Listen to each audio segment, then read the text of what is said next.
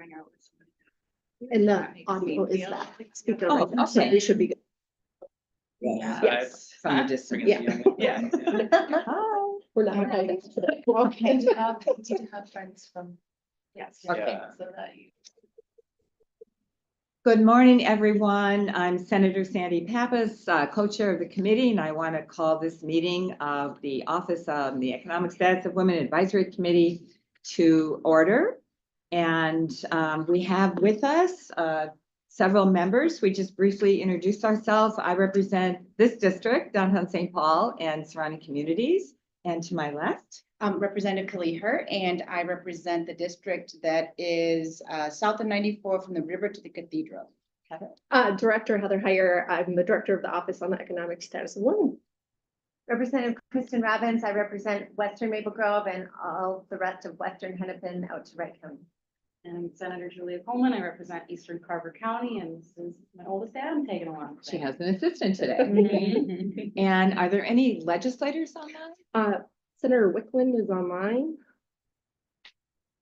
Who's just not on the committee, but joining us? Correct. Senator Wickland, and anybody from the committee, or is this all of us? I think this is We're all only of both of us. us. Oh, we're all Yeah. here in Look at person. us. Great. All right, then the first thing on the agenda is the approval of the July 10th, 2024 minutes. Is there a motion? So moved. So moved. All those in favor say aye. Opposed, nay. That has been approved. Then also to approve the minutes from the August 28th, 2024 committee meeting. Representative Robbins? I Moved. Approval? I move approval. All right, any comments? Any changes? All those in favor say aye. Aye. Motion approved. And now we're going to switch the agenda around just a little bit after consultation with Representative Robbins, sorry. We're going to take the public testimony first, which is more common, and then we'll take, we have some public testimony. So we will now turn it over. Brandon Tice. I'm sorry, what? Brandon Ticeman, Human Services. Oh, okay. Yeah. These are the testifiers. Yes. Okay, to Brandon Tice from the Department of Human Services Child Care Regulation Modernization Team. Take it away. Thank you, Senator Pappas. And how do I do the presentation? You can share Should your it be the screen. Yeah. Zoom? Okay. Yes, I that'd see. be great. Thank you. And then we have it Yeah, here. a physical copy. Oh, front of okay, us. okay. That is Since helpful. the big screen isn't working. Yes, need to do that. For those that are online, we joined the meeting in the room, but none of the technology in the room is working. So we're improvising. Mhm.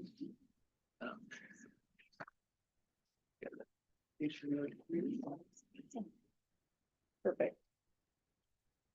Okay.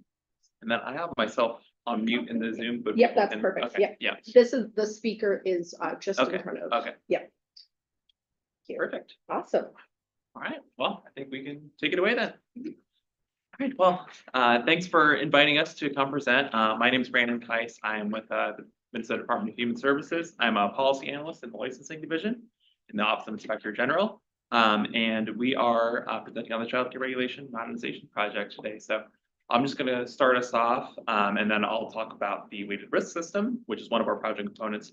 And then we'll go to Angela to talk about abbreviated inspections, and then Catherine to talk about the revised licensing standards. And that will be, I'd say, the bulk of the presentation. But we do want to talk about the other two components too, just to keep those in mind as well. So I focus on the child care centers parts of the project. So that's my wheelhouse a little bit. But Catherine and Angela, you want to introduce yourselves too? Sure. Hi, everyone. My name is Catherine D. Benedetto. I focus on the family child care side of the project primarily.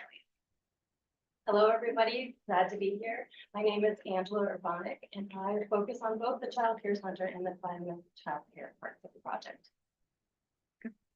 And we'll have time for questions and discussion as well. So I'll let others introduce themselves as we get into that. We have a fourth person at the table from your team? Yeah, this is. Hi, Ari Vidian. I'm the legislative director for the DHS Office of Inspector General. Not presenting, just here to support these wonderful folks. Great. Welcome, everyone. Thank you. Okay. So let's get into, oh, I brought my little clipper. I don't even need it. Okay. Okay, so the childcare regulation modernization project, this, what you see on your screen represents, it's a, graphically used in many of our presentations, it just represents the project essentially. So you have family childcare and you have childcare centers, which are two different license types. But we coordinate them under the shared regulation modernization umbrella. So and the other thing you'll notice is there's three components there. So there's the risk-based tiered violation system, which is the weighted risk system I referenced. There's the key indicator system for abbreviated inspections, and then there's a revised licensing standard. So each of those three components is going to be developed and implemented for both of those license types. And we're going to get into the details of what those things are. So I know it's a lot of words. Other thing I'll just note at the top is a little bit more of the context and Minnesota's childcare context for that this project specifically is operating in. So we know the Minnesota rules 9502 and 9503 haven't been updated since the 1980s. Now there have been a lot of changes in childcare since then, including changes to Minnesota statute. So in 2007, there were some safe sleep practices were introduced in the Human Services Licensing 245A statute. And that was around sudden infant death syndrome and reducing those. There was also changes made in 2017, and again, that was in 245A, and that was bringing Minnesota into compliance with the Child Care Development Block Grant, which was a new, federal block grant at the time that we needed to meet some minimum federal requirements. So there was changes introduced there. Mr. Tice, do you want us to save our questions to the end, or should we ask them as we go along? I think if they're, like clarifying questions or. Well, I had a question right away about, has this worked, the safe sleep practices? Has it reduced SIDS? Do we know? I don't know the numbers off my head, but I know that in the past when I've heard this discussed is that those numbers have gone down, those changes in the statute, or at least, after the introduction of those over the succeeding years, there was a significant reduction in the incidence of sudden infant death syndrome. That's good to hear. Thanks. Yes, thank you. Okay, so then anyway, so that was 2017. But just the rules themselves, which, the backbone of the licensed family childcare and childcare centers, those themselves haven't been updated since the 1980s. So the revised licensing component of our project, that's, updating those rules and updating parts of the statute related to childcare and putting them together into two new chapters of statute. That's the goal with the revised licensing piece. Also wanting to note that there have been large public investments in childcare and early childhood education, as you're likely aware of, but for providers and for licensors too, frankly, what that means is that there's a lot of initiatives unfolding at once. So as you'll see as we get into our presentation, like that's sort of the water we're swimming in. Is there's the systems transformation hub, which is a lot of IT systems upgrades. There's a parent aware redesign, which is our quality rating and indicator system. So just want to acknowledge that, and I'm sure Cindy knows too. There's just a lot of change going on, and so we just are navigating that and making sure as we're getting ready to implement things, particularly our weighted risk system and abbreviated inspections, we need the provider hub and that IT systems work to be done first. And that's for technical reasons, but also there's just a lot of change going on in the field right now. And we hear that a lot. And then also just noting that a shifting industry as well. So we do see a nationwide decline of family child care providers and more of a rise in capacity in center-based care. There's a lot of factors that contribute to this shift. We know some of it is demographic. It's something we're seeing across the country. So we just want to note that's the context we're operating in. And obviously we want to be aware in Minnesota that we're being cognizant of that shifting dynamic as we're looking at the regulations. But we know that's something that's of interest to this group. All right, I'm going to talk a little bit about the weighted risk system, and then we'll get it to Angela. This little note here, you'll see, I don't know, can you even see it on in the corner? Okay, yeah. So it will not be implemented until after the provider and agency hubs are operational for both centers and for family child care. And as of right now, 2025, just broadly, it looks like is when that is going to be implemented. So we don't expect to see the weighted risk system implemented until 2026. So we have had to, shift things a little bit to make sure that that technical infrastructure is in place. But let's talk a little bit about what that weighted risk system is and, why things would be a big benefit for childcare providers. So here you'll see family childcare and childcare centers, two different scales. Here, let me back up. The weighted risk system, what it actually is that every regulation is assigned a weight on a scale of 1 to 10. So to do this, we worked with NARA, the National Association for Regulatory Administration. They helped us with some of the technical sides of it, but we sent out what was called a weighted risk system assessment. So it was a really long survey where it took every regulation for each type in a separate survey and said, based on your experience, what is the level of risk if this regulation is violated? The level of risk to children in care. Who did you survey? It was providers, licensors, parents, and just really anyone could provide input on it. We got about 1,300 responses to the family childcare version of it and about 1,000 to the childcare centers assessment portion of it. So I know our consultants who we're working with at NARA who they've done some of this work for other states and they were like, wow, like that is a huge response. We don't usually see that for something as technical and dry as rating all the regulations, but people know that it's important. So those assessment weights directly informed how Minnesota's current licensing regulations are. They all have a weight assigned to them. And those weights determine where they fall in this tiered system. So you'll see the documented technical assistance. There was a bill that passed in the previous session, which would replace the fix-a-ticket system currently that we have. Is everyone familiar with? Okay. Fix-a-tickets are essentially a lower risk violation. It was, does anyone remember when that was passed? Anyway. It was not super long ago. Yeah, it's been in place for a few years now. Essentially, if it's a lower risk violation, they can fix that either on site or within 48 hours, and then it won't be cited as a correction order in a violation. So that's what the fix-a-ticket is currently. This would essentially be that same concept, but it's documented technical assistance in that the licensor is giving them documented technical assistance, but it's not being cited as a correction order, and it actually is expanding with the way the weights worked out in the assessment. It would expand the number of items that are eligible for that. Question? Yes, I do. So just going back to your introduction of this, because I do not serve on the committee and this is a lot of new territory for me. So Totally. first of all, you said you took every regulation and did this risk assessment survey. How many regulations are there? I don't know if I know the number off the top of my head. Yeah, I think about 300 regulations per.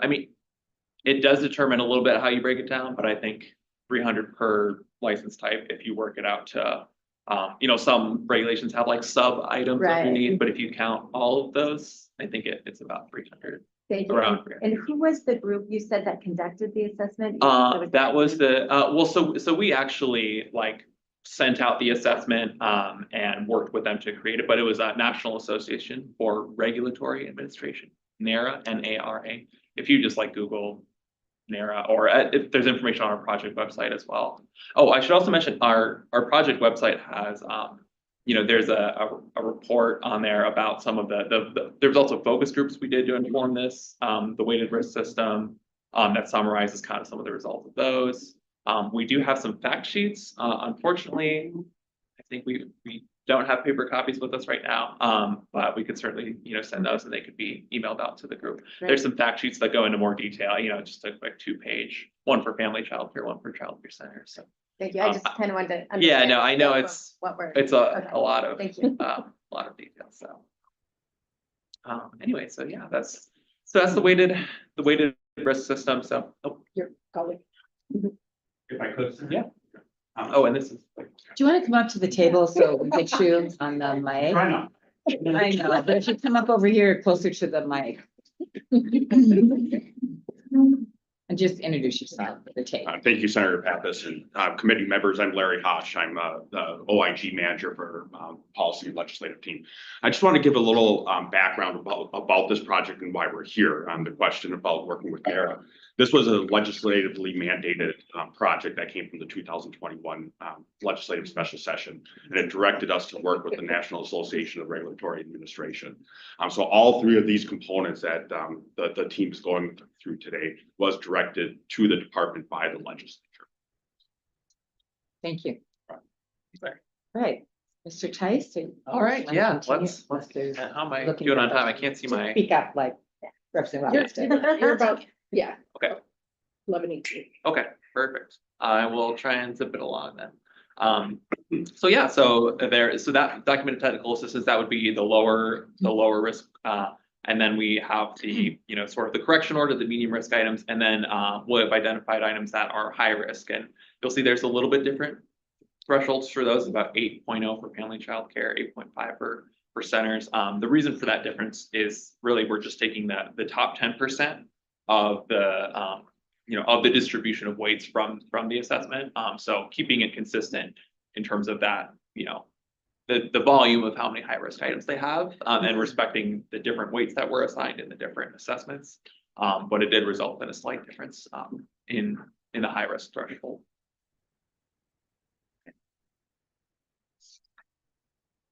And then this is just an example. You can see below, this is family child care example. So a 1.91 was the lowest weight that got assigned.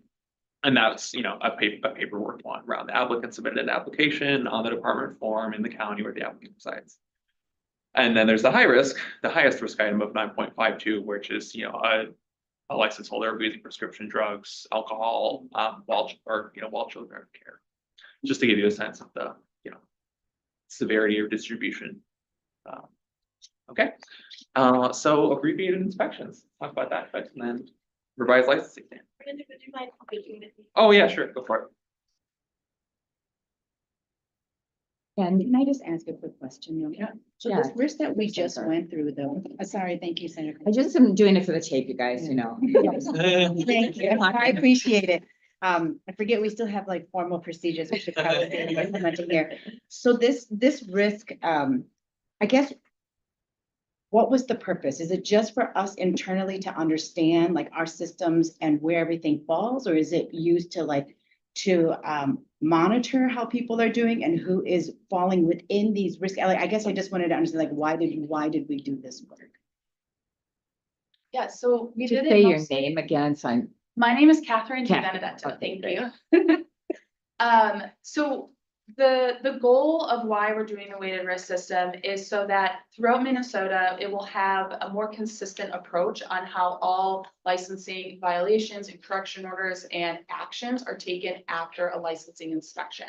So as you know, family child care is county delegated system. And so we have 87 counties across the state of Minnesota who are in charge of making sure that their county is doing this, and this for their programs that fall within it.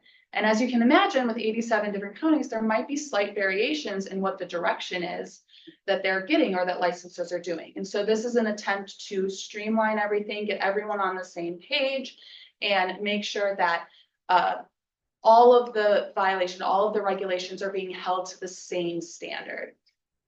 And just to follow up, Senator Pappas. Her. So then I get, so this is really, I think that consistency is always really important, but just curious then is that how often are we actually, going out to assess these facilities so that we can ensure that people are consistently doing things the same way?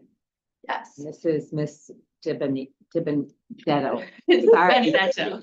De Benedetto. Di Benedetto. Di Benedetto. Yeah, Great. it helps if you like It's do the Italian.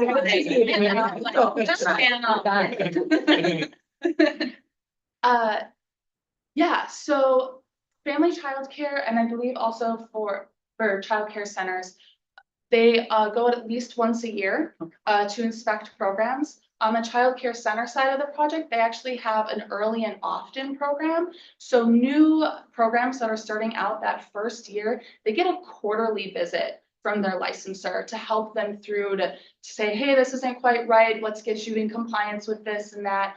And by the end of that year, they have a full inspection, so where the licensor looks at all of their regulations. And when they pass that, then they move to what's called a continuous license, where they get monitored every year after that. Yeah, and I want to, thank you, Senator Pappas. And I just want to make sure too, because I mean, I think that always ensuring that compliance is important, but also, you know, like balancing that with, when it's overly burdensome also, right? Especially if you're in home and we're losing those. So I'm not saying there's a right or wrong. I'm just sort of thinking about the whole system as you guys are talking. So I'm just trying to figure out how all the pieces work together. So this is very helpful. I appreciate it. Thank you. Now we're going to Ms. Urbana. Thank you. You got my number. I'm very impressed. Thank you very much. Well, in the spirit of my section of the presentation, of abbreviated inspections, I will be brief. This is one of the other components that can't be implemented until the IT systems are available to support that. But we have done quite a bit of work to get it ready to go. And abbreviated inspections will help to allow shortened annual inspections for providers to meet eligibility criteria. And the abbreviated inspections will include those high-risk rules that Brandon talked about that were determined with stakeholder feedback. And an example would be the not abusing drugs or other substances while a child is in care. Another component of that is the key indicators, which is a subset of standards which statistically predict compliance with the other areas of compliance. So, thank you.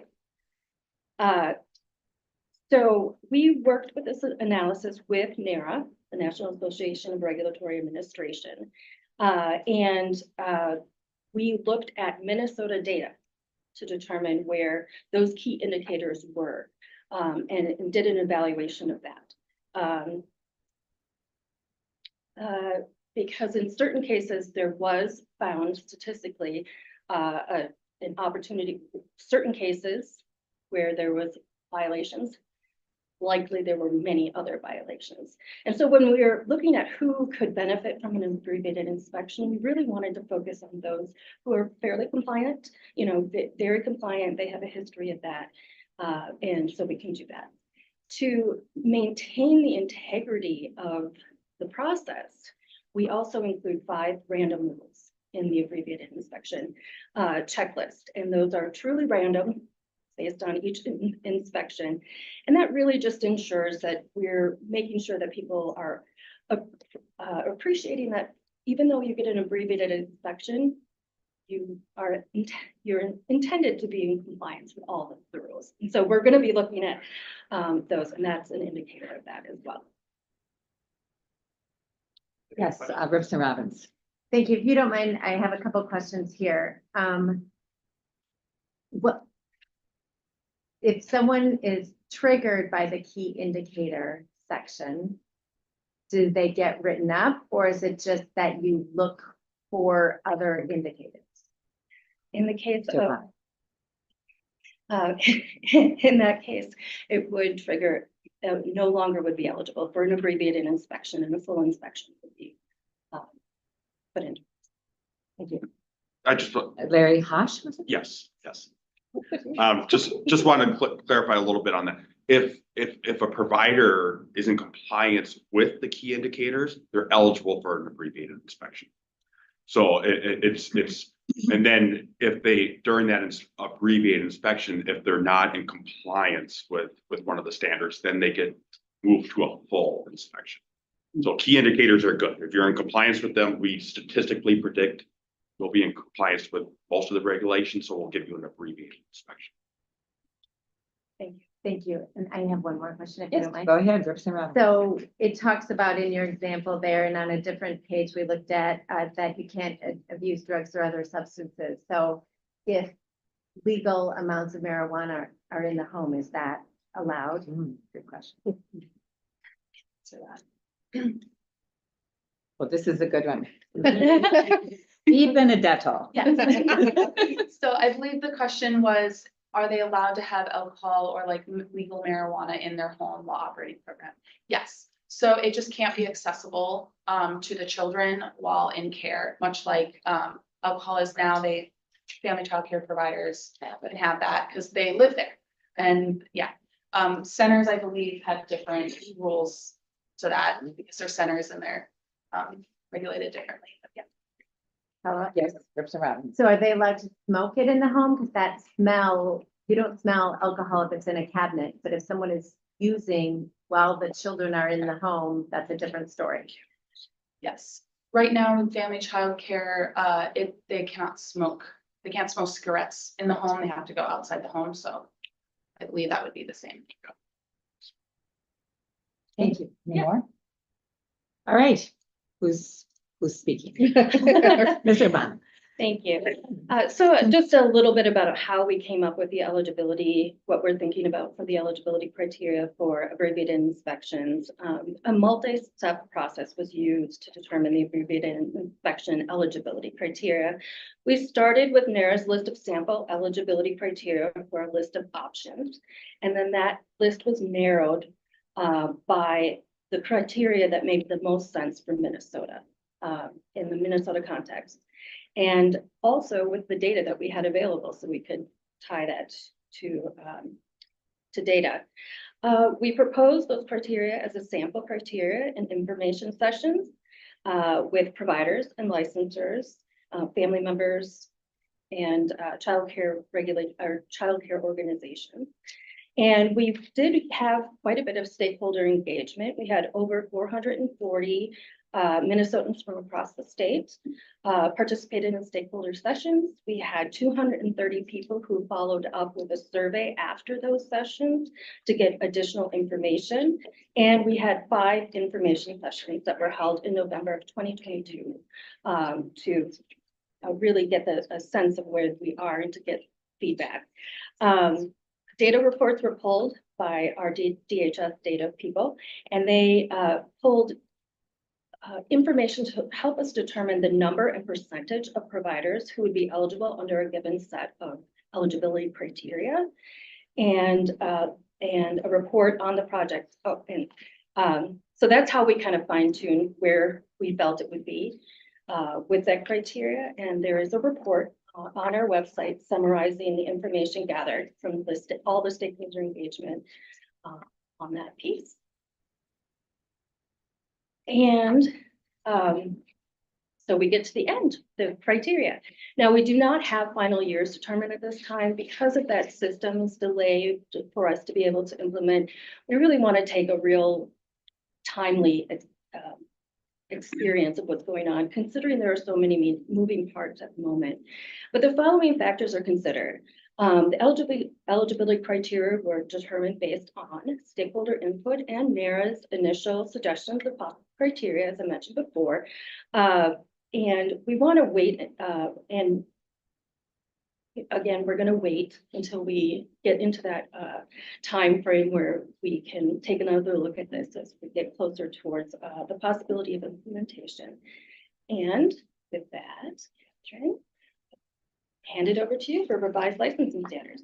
All right, moving on to Miss Dee Benedetto. Yes. Thank you, Senator. Great. I am going to hop right into the revised licensing standards of the component, which may be the one you've heard most about from this year. Great. So why are we revising the revised licensing standards? Well, it was a recommendation from the Family Child Care Task Force. And from the recommendation, they stated, we'd like to modernize and update licensing standards for family child care in Rule 2, which is Rule 9502, and statutes, which primarily are 245A. And then in addition to that recommendation, the 2021 Minnesota legislature directed DHS to work with NARA to develop the revised licensing standards. And in that direction, they gave us 2 points to consider. One, they need to be grounded in regulatory best practices. And 2, they must protect the health and safety of children, be child-centered, family-friendly, and fair to providers. Now, as you can imagine, those two directives kind of have a natural tug and pull of each other to be national regulatory best practice and what is going to be work out great for the health and safety of children, child-centered, family-friendly, and fair to providers. So through this process, it's all about finding that right balance between those two different directives and what's going to work out best for Minnesota. Next slide. So I'm kind of going to take you through the process of where we've been with revised standards, where we are currently, and then where we plan to go. So starting off with the initial draft of the revised standards, NARA created that draft and they looked at a few different resources to create that initial draft. One, they looked at national best practices, and one of the main resources they used for that was Caring for Our Children. Caring for Our Children is a national database built from based on evidence, expertise, and all that from experts within the childcare licensing field. In addition to that, they looked at existing Minnesota policies, accreditation standards, and licensing standards in other states. The other states that they looked at were quite interesting. They looked at 3 other states. They looked at Washington, which is similar to Minnesota in social and economic status and diversity. They looked at Colorado, which their standards are different than Minnesota. And then they also looked at Missouri because they just recently revised their licensing standards for childcare in their state. So through all of those different resources, they created the initial draft. Once we got that initial draft, we hopped right into our first round of stakeholder engagement, which we called targeted stakeholder engagement, where we reached out to very specific experts and groups to get their input on very specific topics and language that they're experts in. So on the screen is a lot of different groups and people that we've reached out to, but definitely not all of them. Just to highlight a few, there were family child care licensors that weighed in on the language, the Children's Cabinet, we had the Child Development Services Unit, we worked with the Fire Marshal, we worked with Ramsey and Hennepin County on consultation with environmental health provisions, as well as Minnesota Department of Health. We worked on working with children with special needs and disabilities. We worked with the Minnesota Department of Education Special Education Division, Disability Service. We also held focus groups with family child care and child care center providers who provide care for special needs children to get their input on that. We held other focus groups with family child care and child care centers on a variety of topics, including staff qualifications, outdoor and nature-based programs, Montessori programs, etc. And then we also worked with the Family Child Care Training Advisory Committee on family child care training requirements. So just to give you kind of a snapshot of what that targeted engagement looked like. After that targeted engagement, our team then started working on preparing the draft for the first public release. And with that, we had 2 informational sessions, one on April 10th and one on April 11th that were online, and anyone and everyone could attend those. And one was in the afternoon and one was in the evening, where we kind of gave an overview of how we got to this point. And then we also gave an overview of what the changes were going to do, the large scale changes, and how kind of NARA worked with the initial draft and all of that. And then on April 22nd, we released the first draft for both family child care and child care centers. And that's when we hop into our large scale engagement that occurred this summer. So brief overview of what that looked like. In June, we held 6 focus groups with county licensors, that's family child care licensors, where they give detailed discussions on 6 different topics that they chose to give feedback on the draft standards. In June and July, we participated in over 23 listening sessions, which had over 950 participants and 2,498 individual ideas of feedback. And what I mean by that is during those listening sessions, we kind of had an activity for everyone to do. We asked them to write one idea or one piece of feedback on a sticky note, and then they could take that sticky note and post it underneath the topic or section that they thought it applied to. And then our team took all those sticky notes back and used them to help what's going to inform the next draft. In addition to that, we had an online survey available to anyone to give feedback on, and that was between June 10th and July 31st. What that survey looked like is when you went into the survey, you were asked to either provide input on the family childcare side or the childcare center. And then from there, it funneled down to which provisions you wanted to give feedback on. And we worked with Wilder Research in creating this survey. And through that, we determined we really wanted to try to get detailed, usable, really usable information from this survey to help us inform a stronger draft going forward. And so how we tried to do that was to ask questions on clarity. So they picked a specific provision and you say, is this clear to you? Do you understand what we're trying to say here? What we're trying to do, mean? Yes, no, maybe. We also tried to say, if this were to be implemented, is it actually going to keep kids safe? Is it actually increasing or keeping the same level of health and safety for kids in care? And then 3, if it were to be implemented, how much effort was it going to be in order to make this provision a reality in your program? And the answers for that one are really great because that gives us really good data on like what kind of a guidance do we need? What kind of additional support do we need to give if that provision were to continue through the rest of the process? And at the end, of course, is an open-ended question where if there was anything we missed in those first 3 questions, they can provide input or concerns on that. All of that was, so what I'm looking for, optional. So you can give as much or as little feedback on the draft standards as you wanted. So through that, we had over 1,600 unique respondents between family childcare and childcare centers, which was a really great turnout. We were really happy with that participation rate.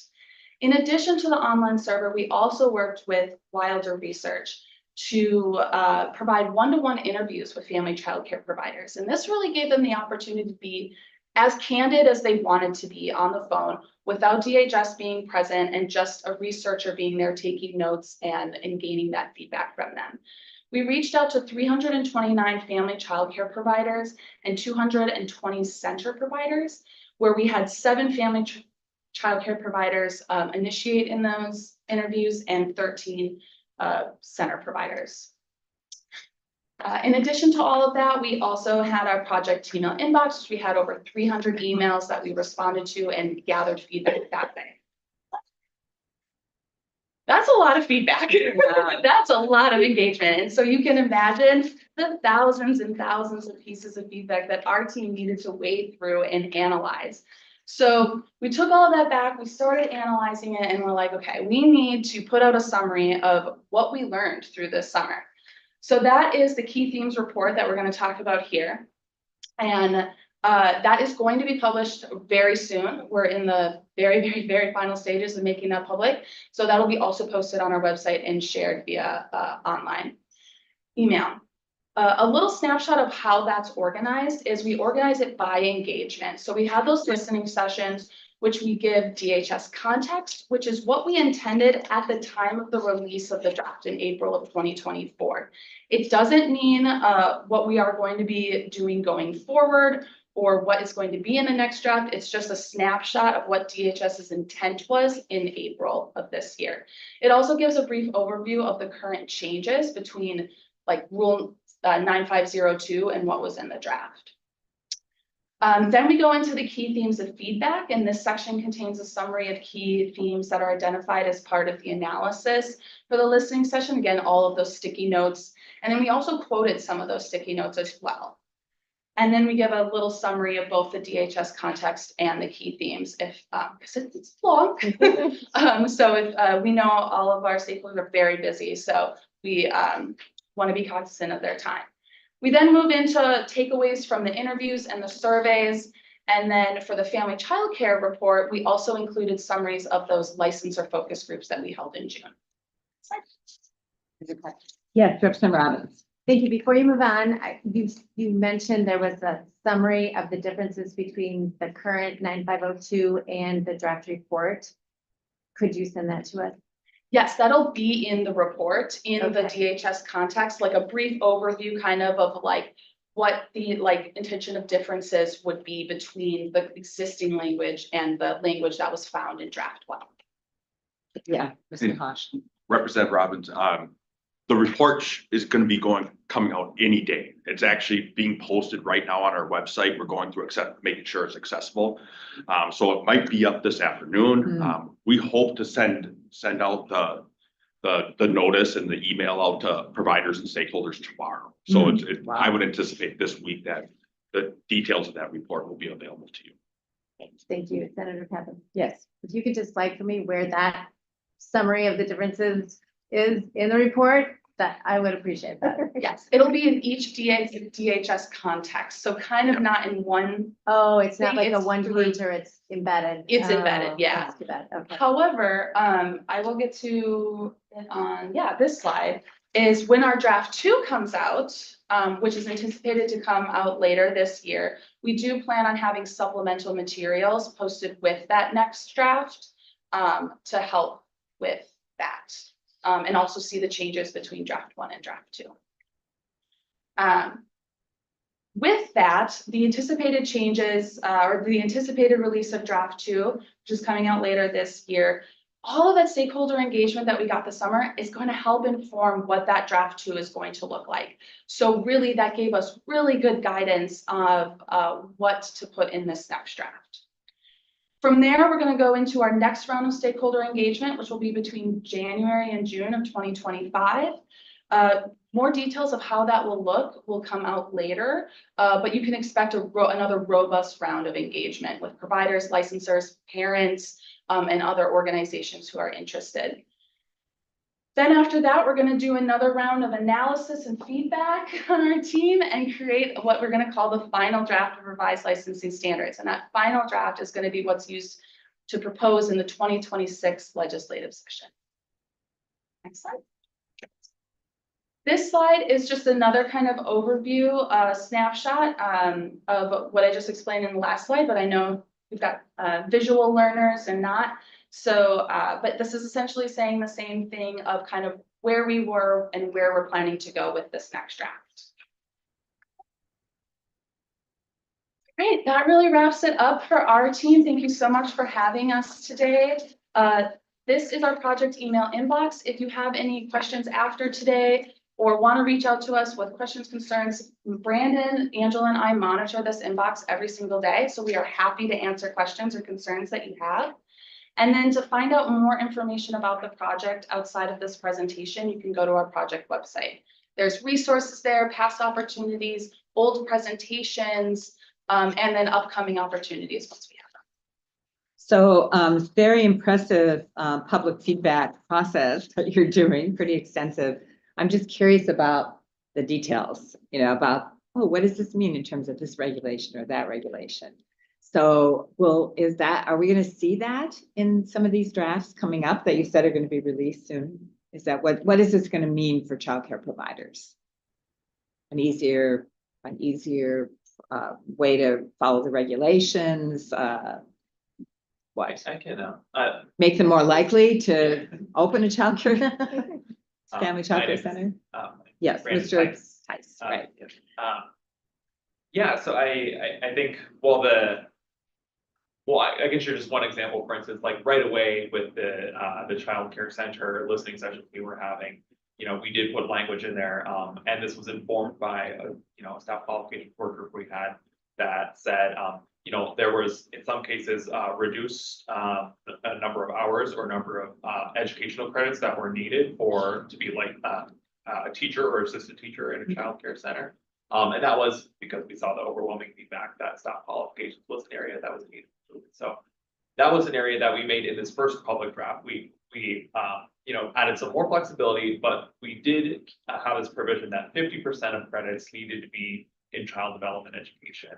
And that was child development education was defined in a way that was very in alignment with the current rule definition of education. So our thinking was, we're expanding it, and by keeping 50% of credits in this definition, people should easily meet that because it's so aligned with the current definition. And then some of the feedback we got was that 50% actually would be a barrier because the way it's defined and written in the actual statute document was different than how that definition had been kind of interpreted over the years to be broader. So, people were saying, actually, this is gonna restrict opportunity, and, you know, that's something we just, like, when you actually think about how is this being applied? So we, you know, that's something we're definitely, I think, to address in this, in the next draft, and I'd say there's a number, yeah, there's just a number of areas where, you know, we know, you know, with cleaning and sanitizing, that was a huge area of feedback. We heard that it's too detailed, it's too prescriptive, so, you know, we're intending to make a lot of simplifications there as well, so. You know, we don't wanna get too into all the details of what's gonna change, because it's still a work in progress right now, but, you know, I think those are some areas where, you know, we know people are, we're anticipating there's differences. Questions from the committee? Oh, we lost Senator Coleman temporarily. The keys are there though, so she must be coming back. Anybody else? Madam Chair, Yes. I had some follow-up. Can Ari you repeat your name Didion. again, I didn't write it down. Say your name again. Ari Didion, Legislative Director for the DHS OIG. I had some follow-up for the question about the safe sleep practices from the beginning of the presentation. You'd asked if we'd seen any impact from implementing that. I don't know that we've looked at the data in Minnesota since we've put that in place. However, it was based on the updated recommendations from the American Society of Pediatrics, American Academy of Pediatrics. And so their recommendations were based on evidence-based practices. And so it was something that we updated our licensing standards to reflect their updated recommendations. We might have some older historical data on the impacts of safe sleep, but I don't know if we've looked at the data since we implemented this recently. Mr. Bosch? Yeah, actually. We're all curious. Thank you, now. and Ari, if you just looked at your email, I just sent you a safe sleep Oh, yeah. FAQ. And since the implementation of safe sleep practices, prior to 2013, the 4 years prior to 2013, we had 38 deaths in licensed childcare centers. Since the passage of that, the 4 years after that, we had 8. So there was, I mean, we can't completely say there was a correlation, but the data and the outcomes that we saw is that there was a significant reduction. And it shows that, you know, when we do regulate the best practices, you can have marked impacts. All right. It's in your email. Nobody else has any comments. Thank you all very much. That was really interesting and very impressive kind of work you're doing. And we'll look forward to see the reports that are coming out today or tomorrow. Yes, Right. I'm excited. Great. We had 2 people who wanted to testify, and Cindy, are you Cindy Cunningham? Yeah, well, why don't you come and join us at the table I think Martha maybe. on Zoom? Yep, and We'll- let me, We'll call on her next. Yep. And just introduce yourself for the tape and tell us where you're coming from and why you're My here. friends with me. All right, great. Sorry, this one left. I felt like heaven. So, all right. Cindy Cunningham, family child care provider for 27 years in St. Paul. I've done public policy since slightly before the safe sleep. I was the key family child care testifier and crafter. I've done state association MLFCCA. Maybe you need to talk a little bit louder, make sure our microphone can pick you up. Get much more, I get really disorganized after I listen for a while, so, all right, so yes, so I was the key provider, public policy person who worked on the safe sleep from the provider end. Had the privilege of working with Jerry Kerber and others in the legislature to bring that forward. It's really hard not to comment on some things. Yes, the rate of deaths have gone down. I can tell you that I have the death reasons when they were first documented. They were not all related to SIDS, but the overall rates have gone down. There are some that speculate is that many family child care providers quit taking infants to the extent that we were because of the risk, because of the automatic fine system that was involved, etc. So, a little commentary, hard not to put out. So, we do consider ourselves the most affordable care setting, both in establishing overhead and therefore cost to families. I did listen to your August 20th hearing, and I was just ecstatic to hear the questions, the process, your fact sheet. It's probably the most accurate from our view to what we experience and see in the overall trend here. The great loss has increased the strain on families and communities, especially in greater Minnesota. We really need we're looking to legislators to help right the ship and to help make this stop going away.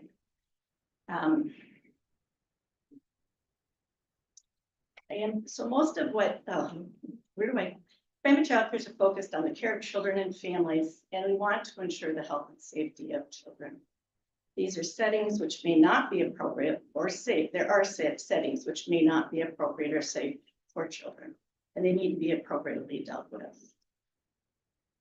Family child care frequently feel overburdened with regulations, as you have indicated at other times, and we do not have enough direct support to manage our businesses. We are frequently in a position of shifting sand, trying to run these businesses. The fact that I was on the Family Child Care Task Force where these actions came out of, like the oldest one in the room here, I guess. And that brought, so to bring forward the modernization was a big focus of ours. We listened to NARA, we listened to DHS. We had a concept of how this compiling of the two sections of regulations would go together, what NARA's role would be, and how this would move forward. I would say that I'm about one of the only other that's still active that was on that task force, but I'm in still communication with them. And I would say did not meet our expectations of what we thought was happening. We did bring it forth in 2021 to have it be introduced and be brought forward. I will say most of, as was stated, most of the noise, most of the comments have been about the actual regulations. The one that was mentioned, I would like to comment on is on both the weighted risk and the reviewed license are welcome. We're excited for those. I have a great concern, and just for clarification on the weighted risk, I would put it in my simplest safety concept is we're required to keep a monthly documentation of our cribs. And then the extreme is a child we put to sleep or die in care, or that other extreme.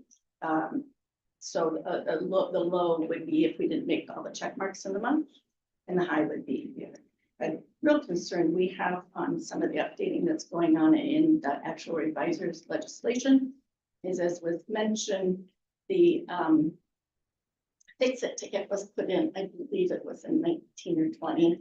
I was involved in that. Of course, you were, Cindy, is what most people start saying. But right now in legislation, as was stated, the fix-it tickets aren't there anymore. It's waiting for the weighted risk, which was likely anticipated to be this. So we have some real concerns. There's inconsistency in counties. I teach a class, created a class on finding things in Rule 2 for providers. With the new revisers that came out, I'm having a real difficult time finding it. So the fix-it ticket needs being brought back to a level of implementation and access and utilization by licensors for providers. And our concern is it's not there. To fix a ticket until the new system's in place? Is that the point? Yeah, so That they're not fix-it, doing yes, it? was stated that so here I go, the language, my 3-year-olds don't listen to well.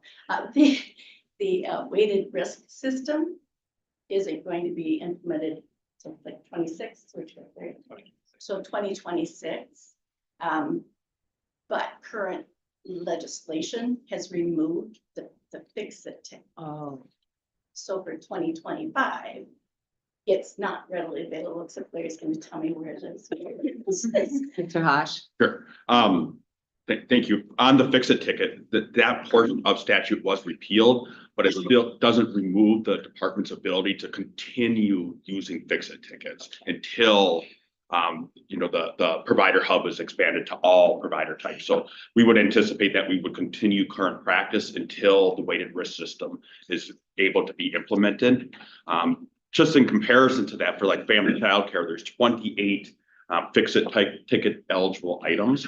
Moving to the weighted risk system, we would have 63 items that would be eligible for documented technical assistance and wouldn't have any kind of negative licensing action. And as I mentioned, Does that we help, look Ms. forward, Cunningham? Yeah. sorry, we really look forward to the weighted risk. Yeah. Okay, that's not the problem. This concept that it's still kind of there, but it's not there. And then the OLA's report on the communication of DHS's estate to the counties. It is just indicative and frightens me because we already don't have good consistency with licensors in the counties. Just to say that, sorry. No, that makes, And anything I say isn't about individuals, it's about the system, please.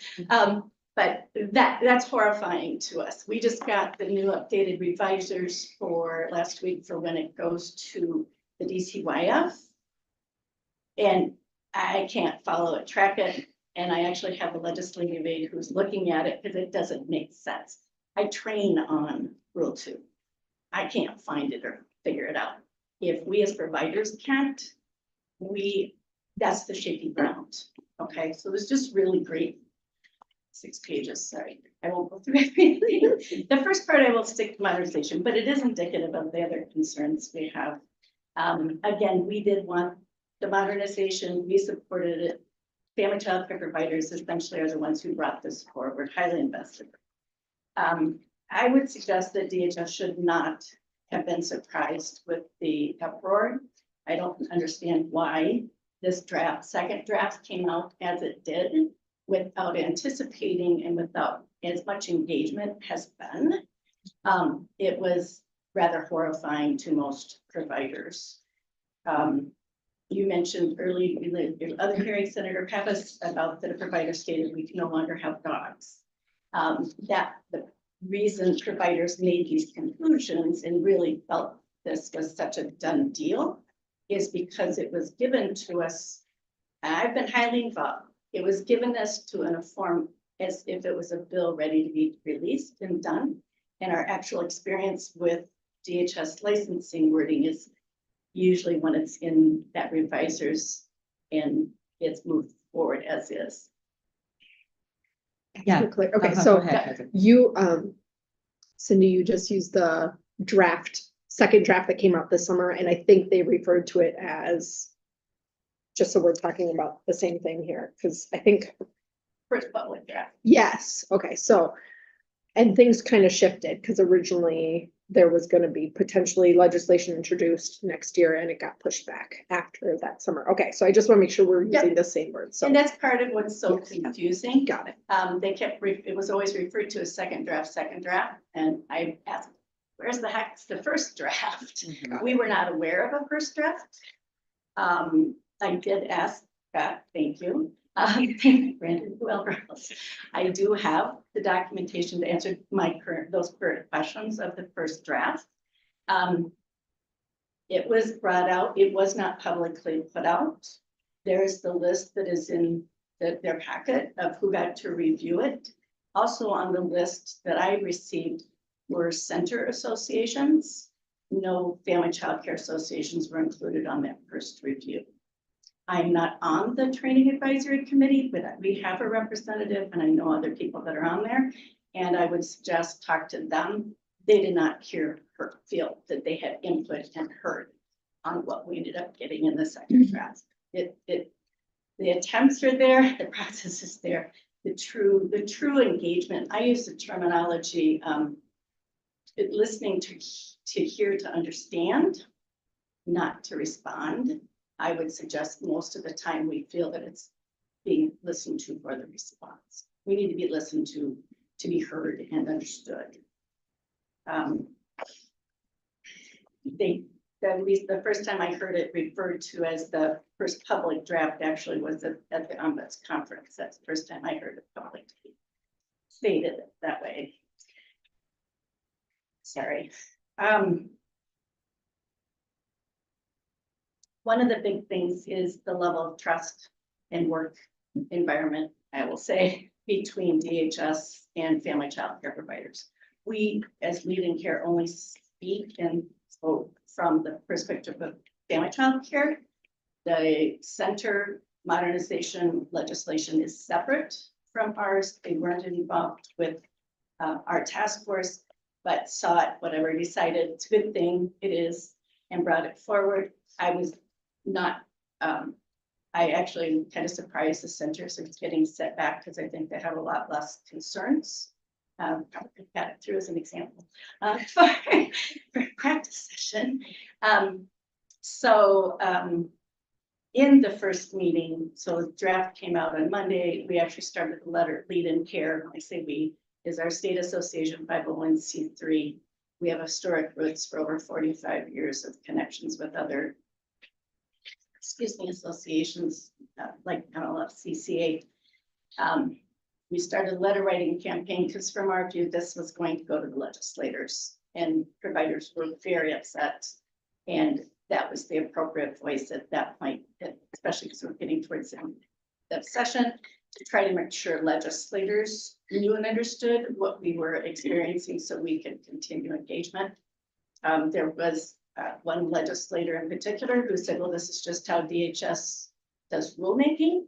And I think that's a piece that needs to be really reset. This is not rulemaking. Rulemaking has a very set process from the Secretary of State. It's what 9502 and 9503 are. This isn't it. This is supposed to be a collaborative, productive process, again, from the task force, what we believe was going to happen, brought forth to legislators to make sure that everyone could be safe and work and be licensed. It is much more of a feeling of this rulemaking where, in other words, DHS has said it wants it, that's what goes through. My personal experience is public policy. We have worked frequently, once most recently, where I get told by legislators, well, yeah, no, we're not going to help you because this is the way DHS wants it. And that's a very disheartening position to think about, that our government agency has a higher impact and influence and command essentially within the legislature. Hence why children are looking at you, right? I have children with special needs and other things, and I always learned when you're in a meeting, you bring forth those that are here. That's why I'm kind of sad he left. Excuse me.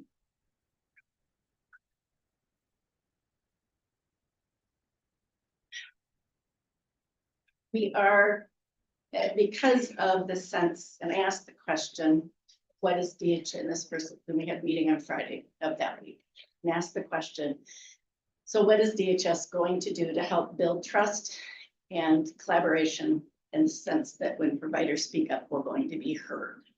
And the answer I got was, you will see it in the next draft. And was that, I must say, in a frustrated manner. We did not find that a workable answer to just assume, because as also was said at another time, was the trust and the work between DHS and family child care is kind of at a low, low, it's at the lowest we've experienced it. I've worked with DHS for many, many years. Previously, we did have a positive working relationship where we felt there was an exchange of communication and respect. And frankly, right now, today, with only 5,800 providers left, I feel like I got nothing to lose to say some things, but I hope I'm not risking. And that is, I haven't experienced it this low. And I think that's where some of the work needs to be done. For one clarification, the use of NARA, there was supposed to be a third-party neutral consultant, if practical, NARA, and then NARA had, this is the way the legislation, there was not a requirement that NARA be used as this third-party consultant. It needed to be, and that's one of the things, we do have solutions. That's one of the things we really feel needs to happen in these engagements. I'm not one to say let's take longer time, but if it takes longer time to get a good product, I think there needs to be. Ms. Cunningham, thank you for all these comments are kind of in the weeds for us. Yeah, I understand. So maybe you could, Yeah. kind of try to summarize, and I think your conversation needs to be with them and less with us. Well, part of what I want legislators to know, thank you, is that that conversation is not working well. And we need you to listen to understand that when you look at reports and you look at things, it isn't always what it is said to be. The solutions that we believe need to be implemented are utilizing of a third party. We have had some conversations with legislators to try to do some of these. We need legislators to take the lead outside of DHS to really look to see what it is. The question about, is this going to make it, the three questions, is it going to make kids safer? Is it all of these things? The real questions are, did we need to go to this extent? Best practice isn't highest level practice. From the first draft to the second, which is the public draft, there was an increase of 30 pages. I'm not sure why it had to have that much more addition to it. We need to ask the question, what's the problem that needs to be fixed? One of the other pieces is that legislation for, we believe that legislation for licensing needs to be about health and safety, not about quality. And quality is built within our parent aware system. And so there's things that are in there like that don't need to be in there. For items such as dog hair or other things with it, we're all very unique settings. And if I have a dog, which I have had, my parents know, my clients know when they interview or they come, there is a dog in the house. And so then we have this discussion, and with that, are there excessive spaces? Yes. Excessive times.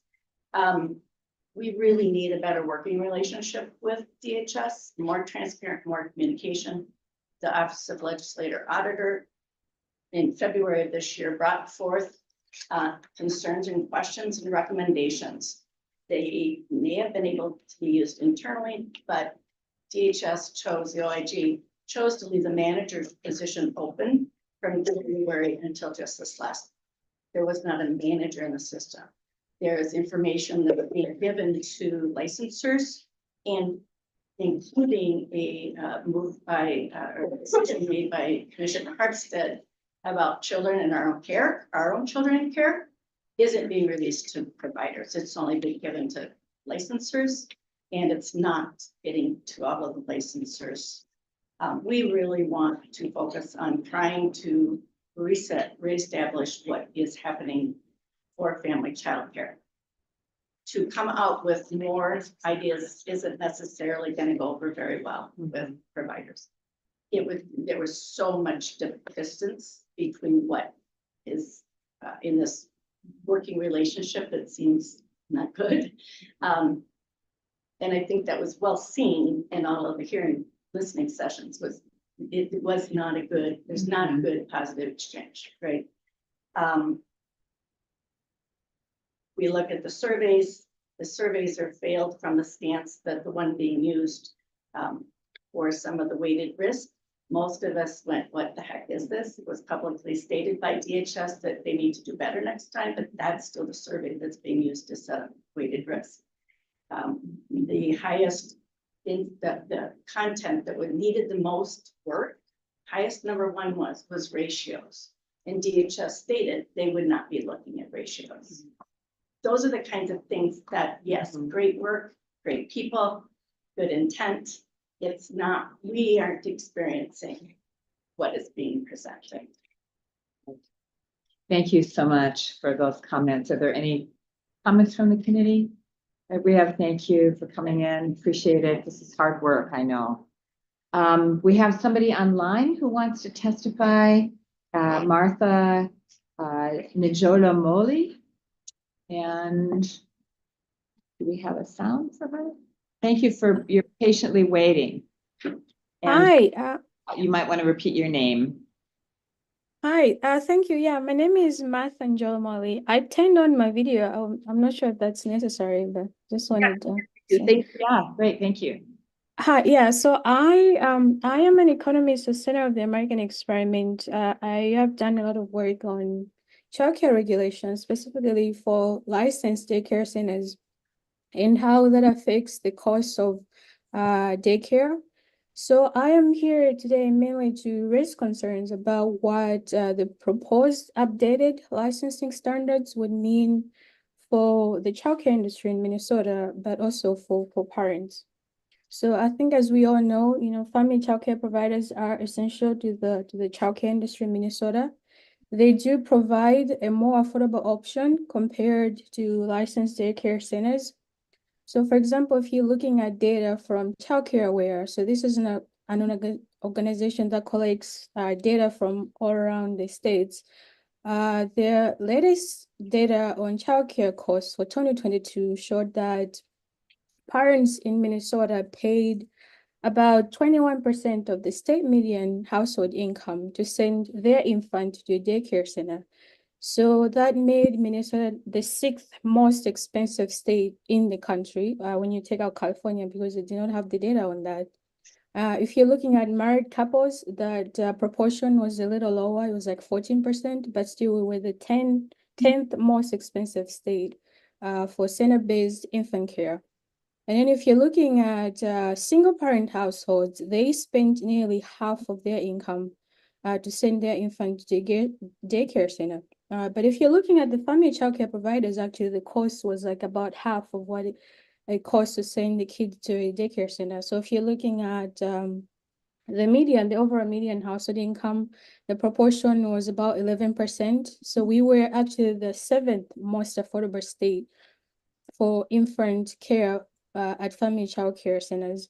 And if you're looking at married households, that was we spent about 7%. And then if you're looking at single parent households, the ratio was about 23%. So not only do family childcare providers give an affordable option to parents in Minnesota, but in greater Minnesota, they're usually the only option. Now, this is because centers usually require large enrollment of students to make their money back. And in Minnesota, populations aren't very dense compared to the metro. So family child care providers are usually the only option.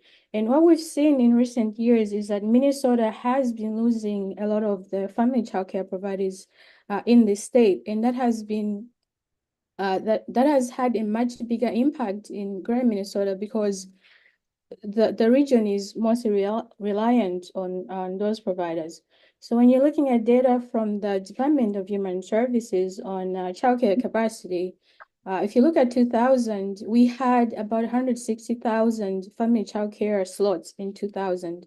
But then in 2021, the number was down to about 82,000. So we lost nearly half of the slots that we had from home-based providers.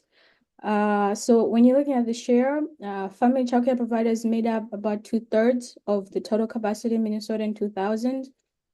But then in 2021, that was down to about 1/3.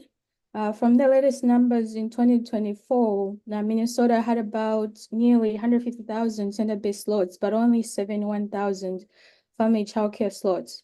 So if you're looking at it in total, we've lost over 20,000 childcare slots between 2000 and now. And most of that has been in greater Minnesota, because it's usually the exit of family childcare providers that is reducing the childcare capacity in Minnesota. So I know one of the presenters from the DHS mentioned that some of this is due to demographics, which is true. But some of the legislative task force updates also mentioned that providers have cited an unfriendly regulatory environment as one of the reasons that they are leaving the childcare industry.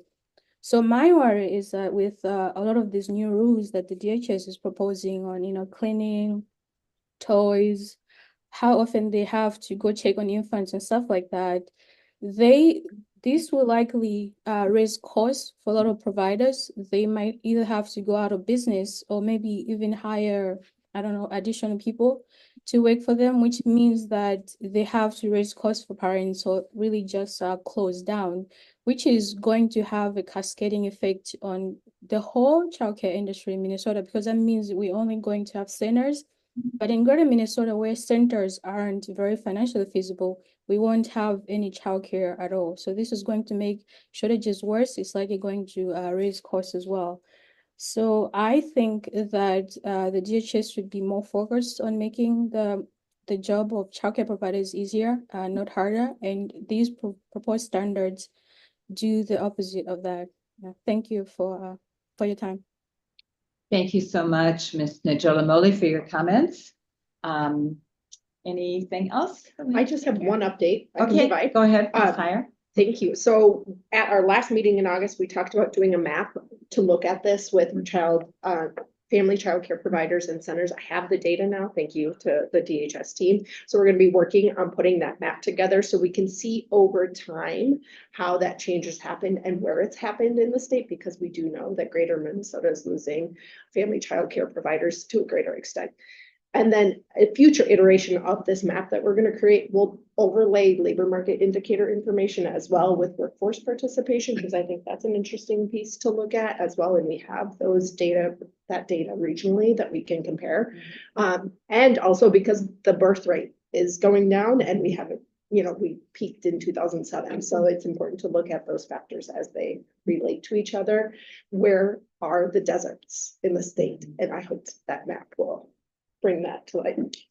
Representative. Senator Peppers, I just want to make sure that it will include like birth rates by areas and not to overlap. And I think that it's really important. And also, if there's any way to just maybe also, I think that last testimony was actually really good, but I would love to maybe just understand more about what was really the attrition, the loss to because of regulation versus like COVID and people were not working and the kids were not. Yeah. And so like, is there a way for us to sort of figure out, and that might be really difficult to do because, the 2021 data really to me says, well, how much of it was COVID related and people not going into work and people staying home or working remotely and then just never going back. So that would be really important to also understand. I think it's also when you're a regulatory agency, it's hard to think about that as part of your goals is to help an industry to continue. And maybe that needs to be more our responsibility is how we can make sure that we still have enough family daycare providers taking care of kids so that moms and dads can be in the workforce. We know we have a workforce shortage, and to be kind of more of a helping hand in the process of making sure kids are safe. Thriving. So yes, Mr. Hoff. Senator Pappas, if I could point out to the committee, one thing as you consider these very important issues, and then the department is also equally as concerned about the declining family child care providers throughout the state. We did release a report a couple years ago for an alternate licensing model for a mid-sized model for child care. We regulate to the system that's been dictated to us, and that's a child care center-based system and a family child care center-based system. And that report recommends that mid-sized model to very much address, what is disproportionately impacting greater Minnesota with the decline in family child care. And does a mid-sized model help fill that gap? I'm happy to provide that to the committee, but the department is here to provide technical assistance and to explore other options that might be out there to make sure that childcare is available. When you say mid-sized model, what do you mean by that? In the report, it's technically kind of like from that 12 to 75 kids in care. Right now, most childcare centers are usually 75 or above to make it economically viable within that center-based model. Family childcare is usually 12 and under. There's really not a lot of centers or special family childcare that is greater than 12 and under 75. So is there another model that can allow for might fit rural Minnesota more? Exactly. So I mean that is something that we'd be happy to have discussions on. If the legislature wants to explore that, we will give technical assistance and we will carry out the dictates and the mandates that the legislature provides us. Representative. Well, I think, Thank you, Senator Pappas. I appreciate that. I would be interested in that report. And to the testifier, the most recent testifier, Martha. Najola. Yes, thank you. I don't know if Martha, you're still on, if you could provide. Yes, I am still on. Thank you. So that stats over time from 2000 to 2021 and then to 2024. If you could send that to us, I would love to see that. And then if you have similar stats or different stats from the department, I'd love to better understand that. And I appreciate your interest in the mid-size model, and perhaps there's something there that would work. But I really think the crisis is still in the family-based childcare. These small towns, that's what they really need. And I really feel as legislators, we need to focus on how we can, as Senator Pappas said, be encouraging more family providers. Not only is it important for the workforce needs of the state, which is critical, but these are women-owned small businesses for the most part that really make a difference for those families as well as those communities. And we need to find ways as a state to partner to help them succeed, not just layer on more rules that make it impossible for them. I mean, the barriers are huge. And it's a crisis. I live in Western Hennepin, but in the small towns in Western Hennepin, like Greenfield and Independence, we're in a crisis. In greater Minnesota, it's even worse. So I hear this in my district, and they're much closer to the metro where child base is at least potentially an option depending on drive time and rates and all that. So I just want to keep us focused on how can we increase the supply of family-based childcare? Because that, I think, is what's going to move the needle the most in the state. So I don't want to lose that lens. Thank you. Representative Her. And thank you, Senator Pappas. And also just to build on what Representative Robbins said, is I would really also want to understand, because and maybe if the last testifier was here already, but I know that we're, the regulation is what her primary focus is on. But I wonder, do we do exit interviews on people who are leaving doing this? Because I really want to understand, like what I hear a lot from these, women who run these facilities is that it's really low pay for them too, right? So and so I want to make sure that, we don't continue to put women into industries in which not only is the work really hard and it's really needed, but that they're also not getting paid enough to do the work as well. And what was, pay in a factor of that. But I would also maybe encourage, and I don't know if we've already looked at this, but is there any country that does childcare well? And and if there is, what are there? I mean, are we taking any learnings from other countries that might be doing it well? And and I think that America, which for all of its challenges, I also believe that it is a fantastic country and that we have a great diversity. And I think that in countries in where people are more homogenous, maybe models, there wouldn't necessarily work. It might work really well there, but it may not here. And so I know we have nuances to, for our country here in our state, but I would love to know more about, I don't know what childcare looks like in other countries and what works well in those countries. Like, are there things that we can also take away to inform some of the work that we're doing here? Yes. Okay, Hi. so I maybe three things, and I will be quick. I think Wilder or the Minneapolis Federal Reserve does some sort of exit survey. I'll try to track that down and see if we can get them to give us more information. I'm seeing nods on the DHS side. And then I did want to note also, we have written testimony from Jory Johnson about women in the construction industry and how that is a barrier for women to enter that field. So I will post that publicly online as well. Okay, thank you. Excuse me, Senator Coleman. Thank you. Just to your point, Senator Pappas, about learning more about what the agency does to support the industry. When I purchased my home in Laconia, I learned very quickly from the neighbors that I had purchased the home the local in-home provider had recently had. So they weren't too excited about us coming to the house. And I heard from the other mothers in the neighborhood that they had all thought about divvying up the children and had no idea where to get started. No idea how to navigate it. No idea if they needed certain levels of degrees or anything like doing that. co-op. Yes. And so I'm wondering, I would love to learn more about, informational sessions people can attend if they're thinking of getting started, how they navigate that. And gosh, this was 20 years ago, but my mother under Ventura got daycare provider of the year. And I grew up in an in-home daycare, and she, I think through the Wilder Foundation, created some sort of curriculum to go into the homes of the new women starting these in-home daycares that wanted to be providing to their family while staying home with their children, which was her goal, and literally holding their hand and helping them from the get-go. I'd love to know more about what we're doing in that regard and see if there's areas we legislature can help. When my kids were little, we had a co-op housing agreement, so each family did childcare 1 day a week. And so 5 children, but that just, and somebody had twins, so I think there were 6 children.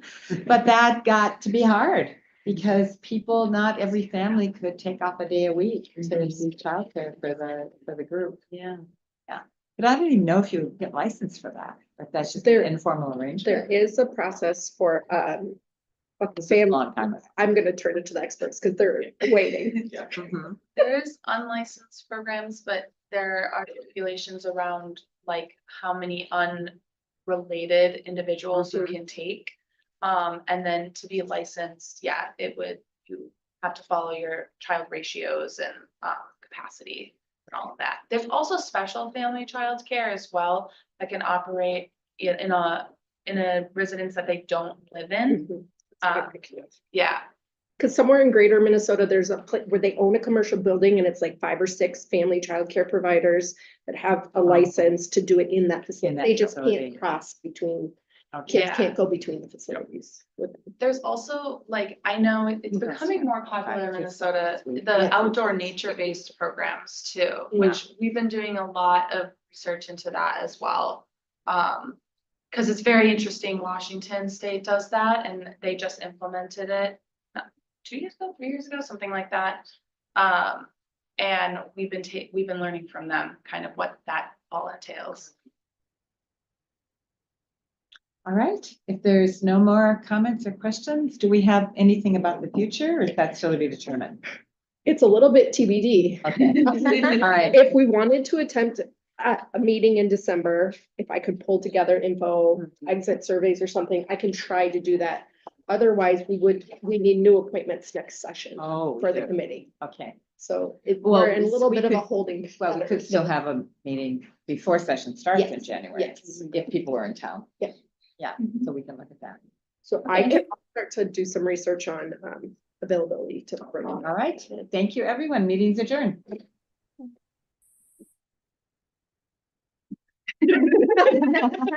Good idea.